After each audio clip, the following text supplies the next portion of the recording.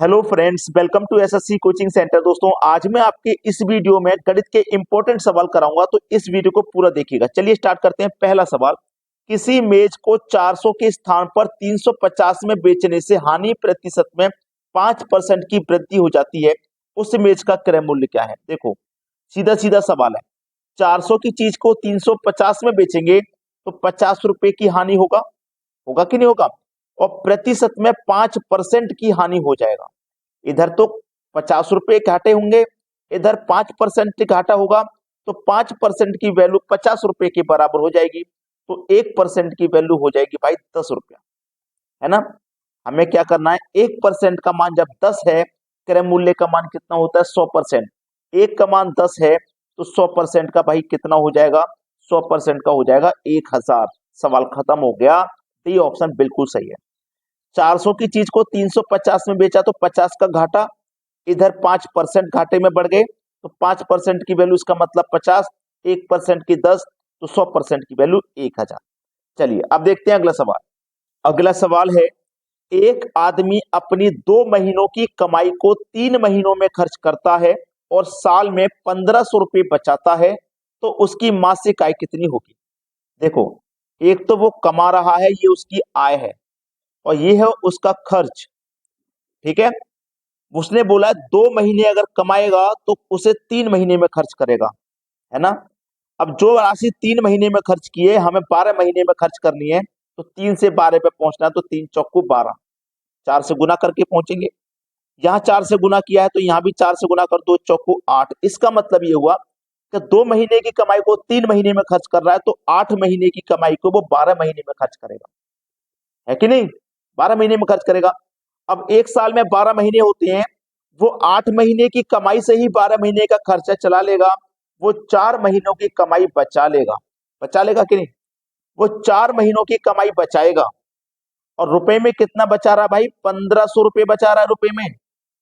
ठीक है। महीने में कितनी कमाई बचा रहा है? 4 महीने की कमाई बचा रहा है। 4 से डिवाइड करो। ठीक है।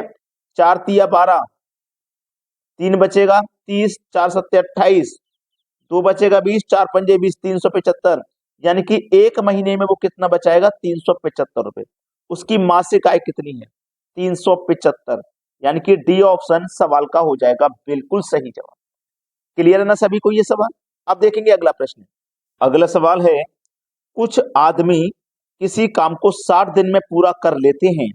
यदि उस काम पर 8 आदमी और लगा दिए जाए तो वह काम 10 दिन पहले पूरा हो सकता है। बताइए कितने आदमी काम पर लगाए गए थे? नहीं पता ना कितने लगाए गए थे, तो हमने एक्स मान लिया। ये जो एक्स आदमी है, काम को 60 दिन में कर रहे थे। ठीक है। बराबर। फिर इस एक्स आदमी में हमने 8 आदमी और जोड़ लिए, 8 आदमियों को और जोड़ लिया। ठीक है। 8 आदमी और लगा लिए। तो ये जो काम है ना, ये 10 दिन पहले हो रहा था। पहले तो 60 दिन में हो रहा था, अब 10 दिन पहले होगा, तो इसका मतलब 50 दिन में हो जाएगा। ठीक है। 60 का गुना एक्स से करो तो ये 60x बराबर। ठीक है। 50 का गुना एक्स से करो तो 50x हो जाएगा, प्लस 50 का गुना 8 से करो तो ये 400 हो जाएगा। ठीक है। ये 60x, ये 50x, 50x इधर आएंगे तो 60x में से माइनस हो जाएंगे, 10x बचेंगे, बराबर का 400। ठीक है। चलिए, अब ये x बराबर 400, ये 10 कहाँ जाएंगे? बटे में आ जाएंगे इधर। 0 से गया 0 तो 40। x की वैल्यू भाई कितनी आ गई? एक्स की वैल्यू आ गई 40। तो यही तो पूछा था, एक्स का मान ही तो पूछा था। काम पर कितने व्यक्ति लगाए गए थे? 40 व्यक्ति। बी ऑप्शन आपके सवाल का बिल्कुल सही जवाब है। आप ना इतने बड़े सवाल को देख के परेशान मत हुआ करो, करने का तरीका सीख लो बस। अब देखते हैं अगला सवाल। अगला सवाल है, यदि दो संख्याओं का गुणनफल 1452 है, पहली संख्या दूसरी संख्या का 1/3 है, तो पहली संख्या क्या है? देखो, दो संख्या, पहली संख्या और दूसरी संख्या ले ली मैंने। ये दोनों संख्याओं का गुणनफल है 1452। ठीक है।